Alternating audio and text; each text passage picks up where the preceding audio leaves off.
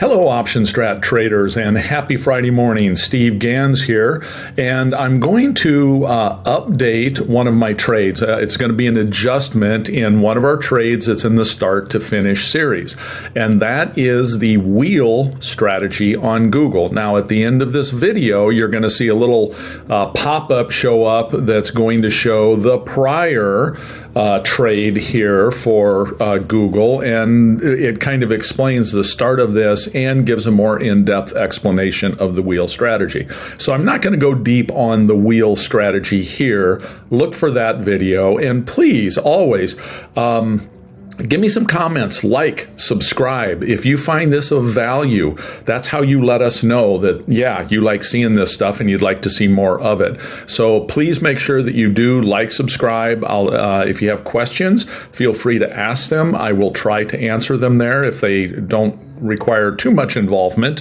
I'm not going to put a full dissertation there, but again, my goal is to try to help people understand the value of OptionStrat and being able to model different trades. So let's come in now and we'll look at my saved trades, and you'll see that I have this particular trade right here, which is our Google cash secured put wheel strategy. Now I'm going to go ahead and make this a wider range that we're seeing here. So as a very brief summary for the wheel strategy, the basic principle here is that I would like to own, in this case, 100 shares of Google, and I am choosing a price that I would like to own them at. Originally, I sold 115 put when Google was trading around 120, which meant that if at expiration Google was at or below 115, I was going to have to buy 100 shares of Google for $115. Now, if we look at this, when I sold this, I got $2.14 per share to do that. So if I was forced to buy Google at 115, my actual cost would have been the 115 minus the 214 credit that I took in. So it would have been around $112.70 or 85 cents, 86 cents. Now, I was able to roll this. In other words, we got close to expiration. I was able to close this for 11 cents, meaning that I was able to pocket that $2 per share or $200. And I then sold a 127.50 put. And Google at the time was trading at around 132. So this is the one that's currently open. I sold that for, we can see it, $2.46. And today what I'm going to do is I'm going to close this, and then I'm going to sell a new one, and at a new price that I would be willing to buy Google at. Because again, I sold this for $2.46. Right now it's worth 8 cents. So I can close that out. And at that point, I will have basically taken in, call it $2.40. And then here I took in $2. So I will have taken in about $4 to date per share on Google. And now I'm going to go out and I'm going to sell a new put at a certain price. Google's currently trading at around 136, so I'll probably sell a 130 or 132.50 put. I'll map that out in a second. I'll pause, map that out, and then come back to you to show you that.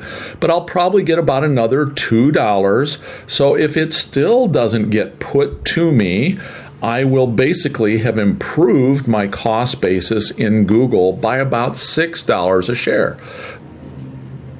So to roll this, the first thing we need to do is we need to close this one out. And we sold this one for $2.46. I'm going to close it out for 9 cents. So I'm going to buy to close. And we've closed that for 9 cents. We've locked in $440 in profit. But now I want to do this again. This is kind of a rinse, wash, repeat. So I'm going to sell another put, and I can choose the price point that I want to sell it. Now, Google's currently selling at 136.24. Now I can, and I'm not wanting to sell a September 15th, by the way. I'm going to come out here to October 27th or so. Again, no specific reason, except I like to go 30 to 40, sometimes 50. This would be 50 days out. And again, I might not want to sell the 136, although I could get really good money for that, $4.70 to $4.95. That's a little close. I mean, if Google pulls back at all, I'm going to get assigned. And again, I do kind of want to get assigned, but I want to get assigned at a price that I'm comfortable with. So I'm going to come back here to around 133, see what I get here. I'm getting $3.55 or $355 to $3.75. There's a bid-ask spread there. And so I'm actually going to put my price in the, well, it is in the middle. So it split it automatically there, which is great. That's the mid. That's likely what I would get filled at. And so I'm going to go ahead now and have that be part of this trade. So we will have sold the 133 put. Keep in mind, by doing that, I am on the hook for having to buy Google at $133 a share if price goes below 133 before expiration. I will get assigned.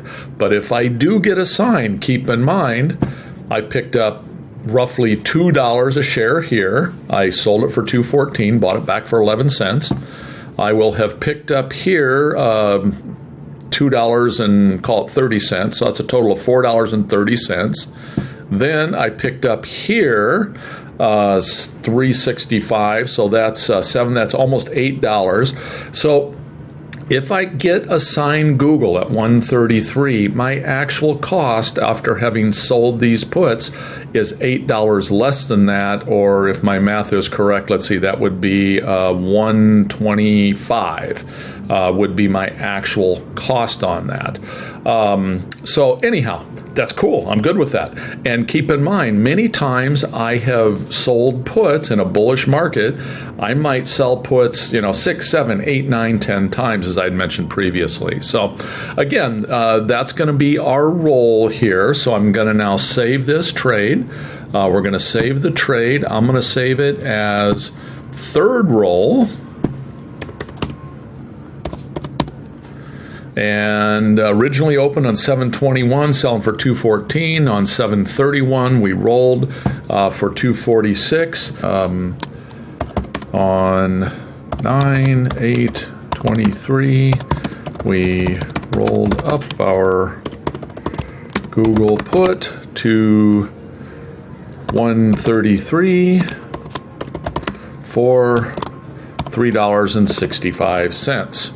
So we'll just overwrite that existing trade, and that will now be our latest in the start to finish series where we're doing the wheel on Google.